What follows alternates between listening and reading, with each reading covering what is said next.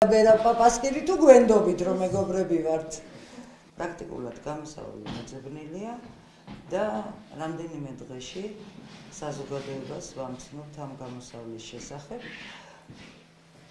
ვეტერანთა სახელმწიფო სამსახურთან ერთად 70-მდე ვეტერანული არასამთავრობო ორგანიზაცია ჩართული ვართ ჰოსპიტალის თემაში და ძალიან მალე, ძალიან კარგ ინფორმაციას ვამცნობთ საზოგადოებას.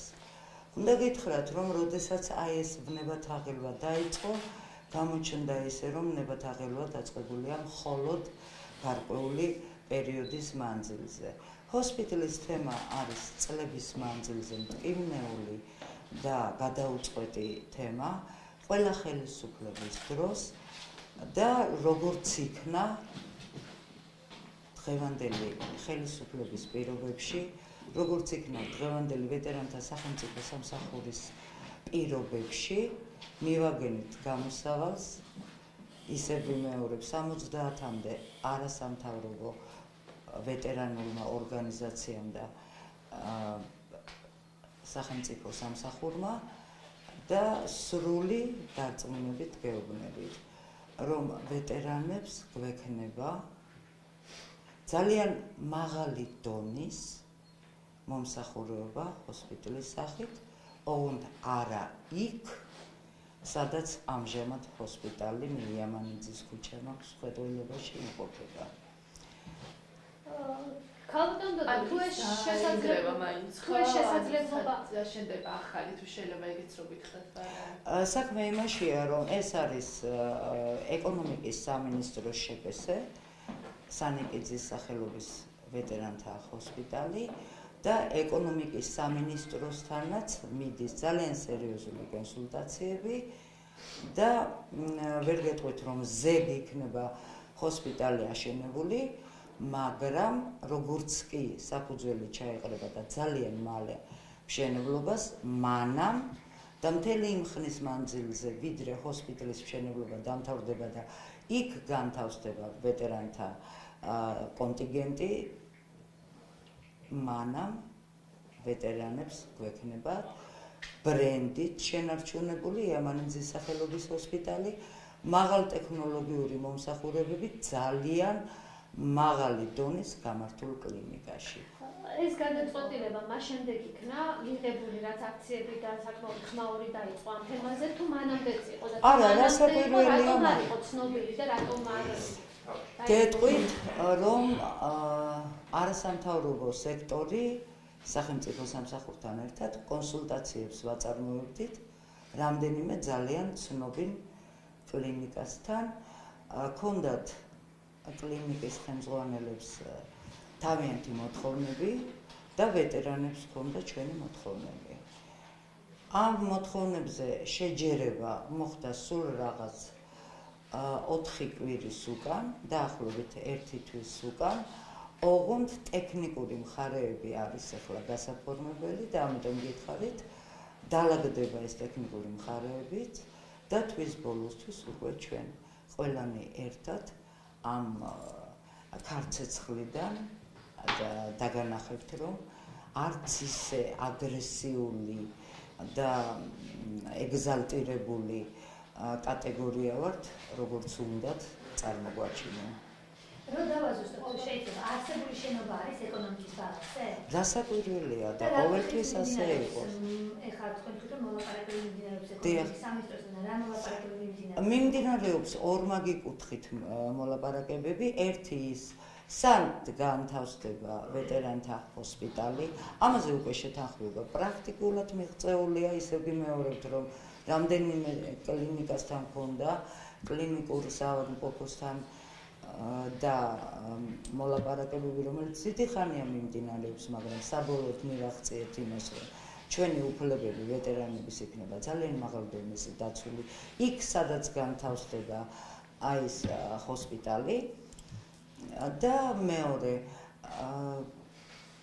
ვინაიდან აი ეს ძველი შენობა და ამორტიზებული შენობა, რომელზედაც ზავრიების სპეციალური სამსახურების დასკვნა არსებობს, რომ ეს არის პრაქტიკულად სახიფათო როგორც ვეტერანისთვის, ასევე სამედიცინო პერსონალისთვის და ეს არავისთვის არ არის უცხო თქვენს ალბათ ბრძანდებოდით იქ და როდის დაგვეცემოდა თავში ჭერი არავინ არ იცოდა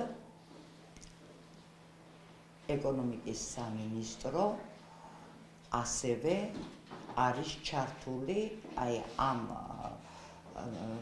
ადგილის ტერიტორიის გამოყოფის თუ შეძენის თუ ჩანაცვლების საკითხში, იმიტომ რომ ეკონომიკის სამინისტროსთან მე არ მაქვს შეხება, აქ ბატონ ირაკლი შეხიაშვილს მიყავს ის მოლაპარაკებები და კლინიკასთან კი ჩვენ არასამთავრობო სექტორს ბატონ შეხიაშვილთან ერთად. ანუ აქციების ალყა შეჩერდება, უნდა ველოდოთ ამას, ხო? იმ შემთხვევაში თუ ეს აქციები მიმდინარეობს იმიტომ, რომ გულწრფელად ტკივათ ჰოსპიტალის თემა რასაკვირველია შეჩერდება, თუ აქციები მიმდინარეობს აქციებისთვის, მაშინ არ შეჩერდება.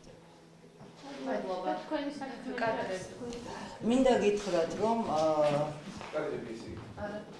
მინდა გითხრათ, რომ აი მე მანამ ვახსენე 70 არასამთავრობო ვეტერანული ორგანიზაცია, მე ბატონ მერაბ პაპასკირძე აქ წარმოდგენილ ბატონებს გვაქვს კონსულტაცია, გვქონდა უკვე კონსულტაციები, რომელიც ერთად გავიარეთ დაახლოებით 3 თვეა ჩვენ გადავწყვიტეთ, რომ შეგვექმნა არასამთავრობო ვეტერანთა ორგანიზაციების საკოორდინაციო საბჭო, სადაც წარმოდგენილები ვართ ალბედითი პერიოდის აქეთა და იქეთა მხრის წარმომადგენლები და უფრო მეტიც ძალიან სერიოზულად დაპირისპირებული ქართველები, რომლებიც უკვე კარგახანია შევრიგდით და ერთად გადავწყვიტეთ ერთიანი საქართველო ვაშენოთ ერთობლივად, სხვანაირად გამორიცხულია და ამ მოლაპარაკებლებმა მიიღეს შედეგი ის, რომ შევქმნით საკოორდინაციო საბჭო 70 არასამთავრობო ვეტერანთა ორგანიზაციის შემადგენლობით.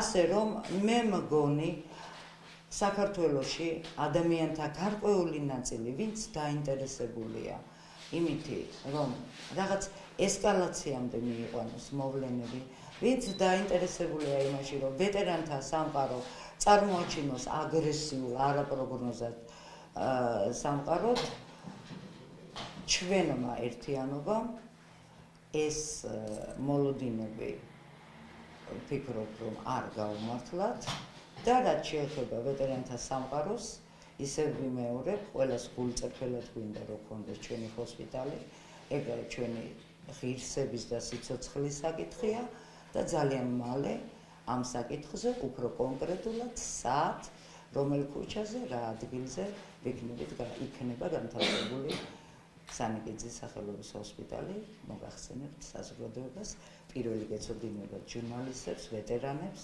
და შემდგომ ადამიანებს, რომლებიც ცდილობენ წყალი ამღვრიონ ნეფსით თუ უნებლიეთ, თუ მართლა არ არის გარკვეული ჯგუფები, რომელსაც აქვს სერიოზული აწეწვის მაპატიეთან გამოთქმისთვის დაინტერესება, მაშინ მით უკეთესი, რომ ჩვენ გვაქვს ვეტერანული ერთიანობა, რომელსაც ვერავინ ვერ დაარღვევს.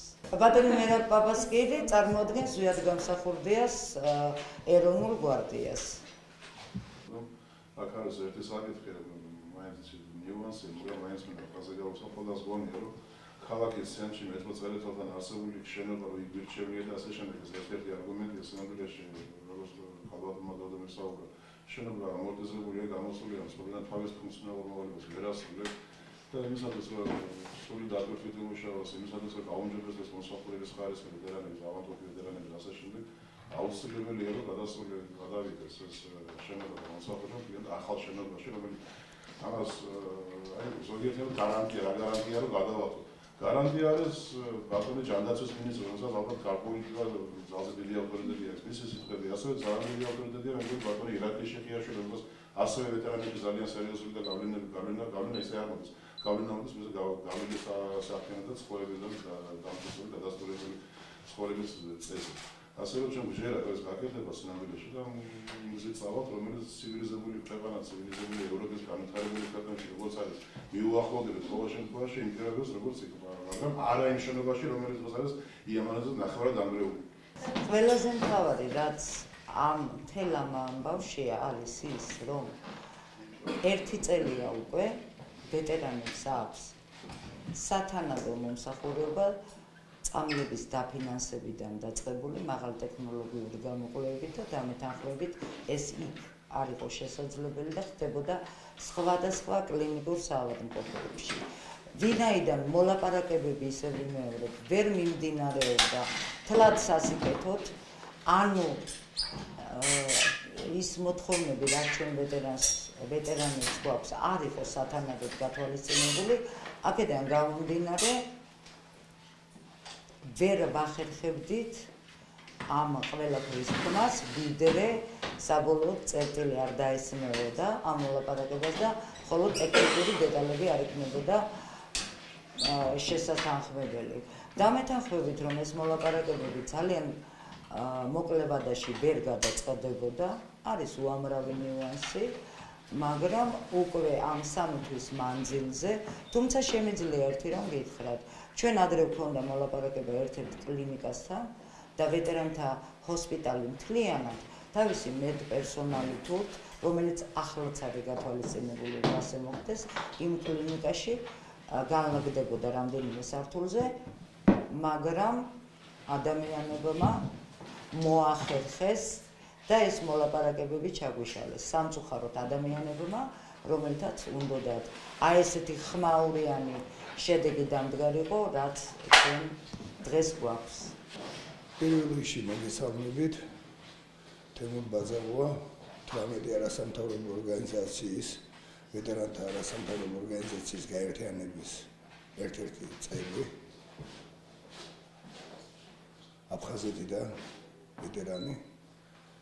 რაც შეეხება საკითხს ჰოსპიტალთან დაკავშირებით, გაკეთდა რამოდენიმე სხვადასხვანაირი განცხადებები, რასაც ჩვენი სახელითაც კეთდებოდა, რასაც ჩვენ არ ვითანხმობთ სრულიად ყველა ვეტერნები, ჩვენი სახელით რო გამოდის პიროვნება და რო ამბობს რაღაც თემასთან დაკავშირებით, პირველ რიგში ჩვენ უნდა ვიცოდეთ არასამთავრობო 18 ორგანიზაციის წევრებმა. აქედან გამომდინარე ვაკეთებთ განცხადებას, რომ სრული უფლება მაქვს თქვა ჩემი არასამთავრობო 18 ორგანიზაციის სახელით, ჯიხას სახელით, ჩვენ გავერთიანდით ამ 70 არასამთავრობო ორგანიზაციასთან ერთად, იმიტომ რომ ჩვენ ნახეთ, ჩვენ გავეცანით ვეტერანთა სახელმწიფო სამსახურის საქმიანობას 1 წლის განმავლობაში, პირადად მე გავეცანი, ვიყავი ჩახედული, გაკეთდა პირველი რომ აღერთდა ვეტერანის ღირსება, რაც ყველაზე მთავარი იყო ყველა ვეტერანისათვის, მისი ოჯახის წევრებისათვის, მათი შვილებისათვის, მათი შვილიშვილებისათვის.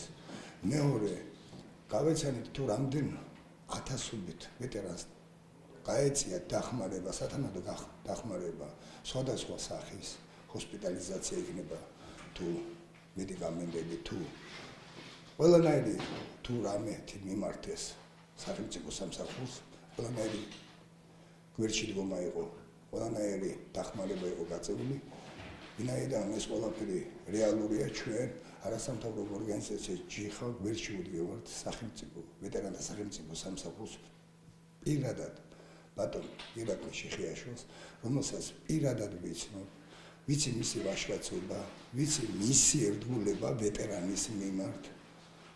დიდი ხნის მეგობრობაც გვაქვს, მაგრამ მეგობრობიდან გამომდინარე კი არა, რეალურიდან გამომდინარე, რაც ვნახეთ ამ 1 წლის განმავლობაში, რაც მოვისმინეთ, აქედან გამომდინარე თელიანა 1000%-იან ნდობას უცხადებთ და ვდგევართ გვერდში. ანუ ნაწილი არასამთავრობოების თუ ვეტერანების გუშინ აქცია გამართეს და გააჟღერეს, რომ მოთხოვნა აქვს მათ გადადგომის, ამას გულისხმობთ თქვენ, რომ საჭიროება და საფუძვლები არ არსებობს. არა, საერთოდ არ მიგულისხმია ეს თემა, იმიტომ რომ არ მიმაჩნია ეს სერიოზულ თემად. ამიტომ არ მიგულისხმია ეს, პირიქით, მიგულისხმია რაც გაკეთდა. პირველი გითხარით ბატონო, რომ ღირსება აღსდგა ვეტერანის. ყველაზე მთავარი თუ რაც იყო ვეტერანისთვის და მისი ოჯახის წევრებისთვის, იმიტომ რომ იყო შემთხვევები, როცა ბავშვს ერიდებოდა თქმა, რომ მამა ვეტერანი იყო, რომელიც იბრძოდა საქართველოს მთლიანობისათვის, რომელმაც დაღვარა სისხლი, რომელმაც დაკარგა მეგობრები, ახლობლები, ნათესავები, მაგრამ დღევანდელი გადასახედიდან ალბათ თქვენს გეცოდინება ჟურნალისტებს, რომ ეს ყველაფერი აღსდგა და ყველაფერი მიღწევა ეს გაკეთდა და აი ამ პატარა ჯგუფით, რომელიც მოვიდა დღეს ვეტერანთა სამსახურში და უდგანან საქმეს როგორც შეეფერებათ ვაჟკაცებს. მიხეილ წიქარიძე საქართველოს ვეტერანთა ფედერაცია, მსოფლიო ვეტერანთა ფედერაციის წარმომადგენლობა კავკასიაში, ერთ-ერთი ესე ვთქვათ თანამშრომელი და ხელმძღვანელის მოადგილეობის ძალები ამ შემთხვევაში.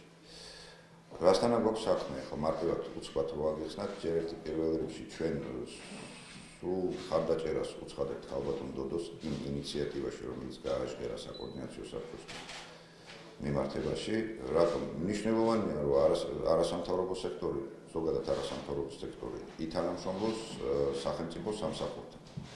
მე მოგახსენებთ, რომ საერთოდ ეს ახალი სახელმწიფო სამსახური შექმნილი იყო იგივე არასამთავრობო ორგანიზაციების მოთხოვნით. ადრე იყო ჩვენ ახლაც ვეძახით დეპარტამენტს, მაგრამ ადრე დეპარტამენტი იყო ხან ჯანდაცვის სამინისტროში, მერე გადაიყვანეს თავდაცვის სამინისტროში და მარტო იმის მერე როგორც მოხდა კონსოლიდაცია არასამთავრობო ორგანიზაციების და ახალი ხელისუფლება მოვიდა საქართველოში, მარტო ამის შემდეგ ჩამოყალიბდა პრაქტიკულად როგორც სამინისტრო. დღეს მე ვთვლი, რომ სახელმწიფო სამსახური არის ზუსტად იმ ფორმატში, რა ფორმატშიც უნდა იყოს. გარდა ამისა, მინდა ვთქვა, რომ არასამთავრობო სექტორს აქვს იმის საშუალება, რომ თავის პროექტები, ინიციატივები წარადგინოს ამ სახელმწიფო სამსახურში, რაც მნიშვნელოვანია. იმიტომ რომ თუ არ იქნება ეს რაღაცნაირი ურთიერთი კომუნიკაცია არასამთავრობო და სამთავრობო სექტორების შორის, მერწმუნეთ, რომ არანაირი საქმე ვერანაირად ვერ შესრულდება. რაც შეეხება ჰოსპიტალს, ჰოსპიტალი გუშინდელი თემა არ არის და გუშინწინდელი თემა არ არის. მე მახსოვს ჰოსპიტალის თემა 10 წლის წინ მეტიც ყოველ არჩევნების წელს ეს თემა რატომღაც ხდება პოლიტიზირებული. მე პირდაპირ გეტყვით, რომ დღესდღეობით ჩვენი გადმოსახედიდან ეს თემა არის პოლიტიზირებული. ვერ გეტყვით, უნებლიეთ, მაგრამ ძალიან ბევრი პოლიტიკური ძალა საქართველოში ცდილობს, რომ ზოგადად ვეტერანი გამოიყენოს თავის ელექტორატად და იწყება რაღაც დაპირებები, იწყება იმაზე სპეკულაციები, რომ ამას გავაკეთებთ, იმას გავაკეთებთ, მაგრამ რეალურად დღევანდელ დღემდე გარდა აი ამ ახალი სახელმწიფო სამსახურის გარდა არც ერთ ძალას რეალურად არანაირი ესე ვთქვათ ვეტერანებისთვის არაფერი არ გაუკეთებია. მოგახსენებთ კიდევ, რომ ბოლო წელიწადის განმავლობაში ცოტა მეტის, ხო, სახელმწიფო სამსახურის დაფინანსებით 8000-ზე მეტმა ვეტერანმა მიიღო სამედიცინო სერვისი, რაც ჰოსპიტალში განხორციელება არ შეიძლებოდა. ფიზიკურად ეს ჰოსპიტალი ერთ წელიწადში 8000 პაციენტს ან 8000 ვეტერანს ვერ მოემსახურება. ამორტიზაციის გამო და იმის გამო, რომ რა მდგომარეობაშია ზოგადად. ამიტომ ჩვენ თვლით ხარდაჭერას უცხადებთ სახელმწიფო სამსახურს, ჩვენ თვლით, რომ სწორი ვექტორია, სწორი მიმართულება აქვს არჩეული ამ ხალხს და იმედი გვაქვს, რომ ის ყველა პროექტი, რაც იყო დასახული, განხორციელდება.